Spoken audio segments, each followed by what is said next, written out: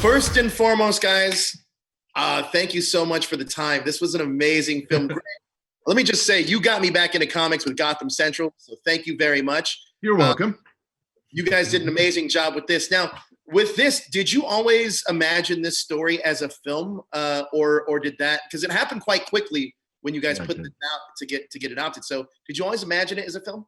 No, I certainly didn't. But I never do. When I'm writing a story, it is about the story that I am doing, and in the medium that I am writing it in.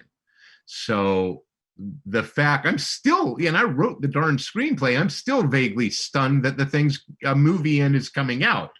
And it's fantastic. I think it's really good, but I'm delighted you like it, man, because my opinion frankly doesn't matter that much. Now, go ahead. Sorry. No, I was going to say, I think Leo's take on it is different. Yeah, I mean, from since I was a little kid, every single thing that I've done it thinking it's going to be taken to a movie. Wow. Even when I was 4 years old, that was the engine that kept me working. But it was like a cycle and a game of lying to myself to feel the emotion of manipulating people on my drawings and say playing the movie. But no, actually, after a time, I got that stimulation to go on drawing. But at the same time, I lie to myself if I think that way. So I realized it, and I say, no, it's like a little game I'm playing. But all of a sudden, there it was. There was making a movie of something we created, and it was unbelievable. It happened. I mean, Leandro, faster than I thought. Yeah, the art of the book is fantastic. In my local comic store, the Comic Bug in Manhattan Beach, thank you. It's the rave. Like, our store owner was telling us how amazing the book is. So amazing job. Now, I have to ask, it seems like there's a lot of influences and philosophies and some elements that you felt would that are woven into this. What's the basis? Where did the idea stem from for this film or for this book?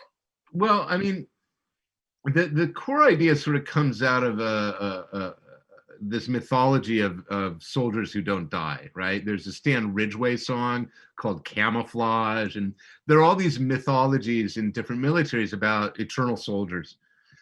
So that was part of it. And then I had this idea for Andy for years. And all I really knew at the start was that she was crazy, crazy old. Like, older than, old on the scale that if you really thought about it, you would be like, oh, wait, that's before people know anything about peopling old, right? Like, we don't know about that historical period. It's lost.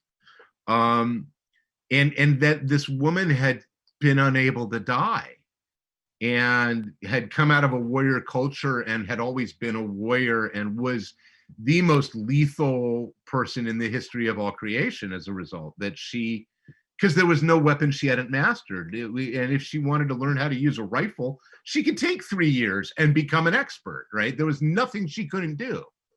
And yet she would be always ultimately alone and always ultimately dogged with this sadness and this burden of her years. And the ideas came together and, hi, welcome to the old guard.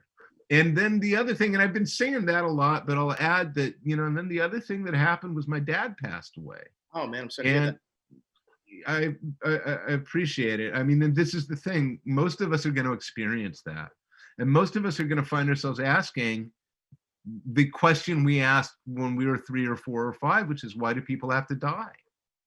Right. And in some way, the first Old Guard story is trying to answer that question, is trying to say there is actually a merit to the end of a life. Well, look, you guys did an amazing job on this film. I could talk to you guys all day, Leandro. I have questions for you about how you thought it was drawing the book and then see it come to life. But you guys did a fantastic job. Greg, I can't wait for this to be a sequel. And also, I need Queen and Country. That is, funnily enough, Netflix has the rights to it. Hey, if you give me Queen and Country, I can die happy, Greg. It's amazing. This was an amazing job. I can't wait for a sequel because I know this is going to do extremely well. Congratulations, guys. Man, thank you so much, you. Joseph. Thank you really very nice much. to talk to you. Thank you. Take care.